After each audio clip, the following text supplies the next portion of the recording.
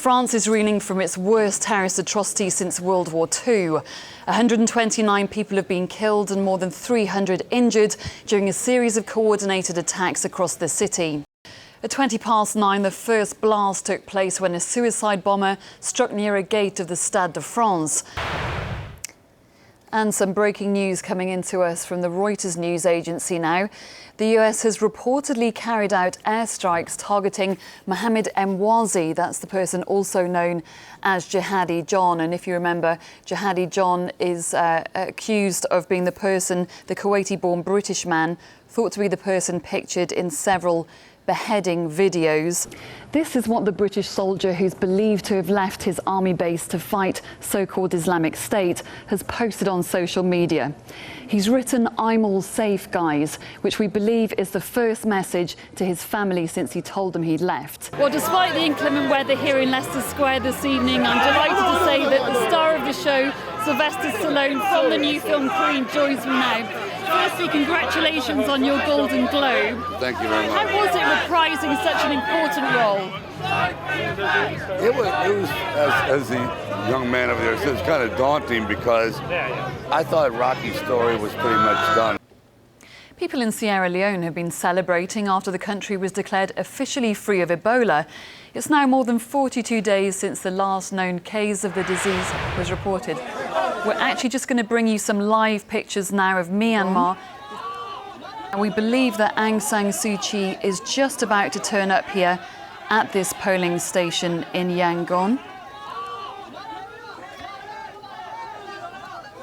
She's just coming into shot here now. Here we can see her in red, just coming in now to cast her vote. Like many people in Yangon, the first time for many decades that she is able to cast a vote in what's described as the first free and fair elections in the country for 25 years. Returning to our main story that Russian warships have launched 26 rockets against the Islamic State, Sky's Foreign Affairs editor Sam Kiley is in Washington with more on what tactics Vladimir Putin is employing.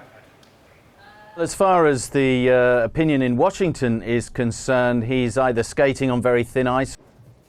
Bonjour, mon nom est Marc-André Poisson. Je suis le directeur des enquêtes maritimes. So that's Marc-André Poisson there from the Transportation Safety Board of Canada, bringing you a news conference from Tofino in Canada, bringing us the latest on the investigation into the whale-watching boat that capsized. He said they're in the field phase of the investigation. They're going to examine all things relevant to that investigation. That will include conducting interviews, reviewing the conditions and examining the wreckage. The National Crime Agency is warning British internet users to protect themselves against dangerous software, which has allowed criminals to steal up to £20 million from bank accounts. The malware is called Drydex and is thought to have been developed by hackers based in Eastern Europe. Well, our reporter Hind Hassan is here to tell us more now. And Hind, what exactly is Drydex? Let's get more now on our top story and the plight of a British grandfather who's facing 350 lashes in Saudi Arabia for the possession of alcohol. We can speak now to Carl's daughter Kirsten, who lives in San Francisco. Thank you very much for joining us this morning, and please start by telling us just how is your father at the moment? He's holding up reasonably well considering. A spectacular start there in Brazil. And now as the world rings in the new year, our editors look ahead at what may be in store for the year ahead. Happy New Year from all of us here at Sky News. Stay with us for more celebrations from around the world.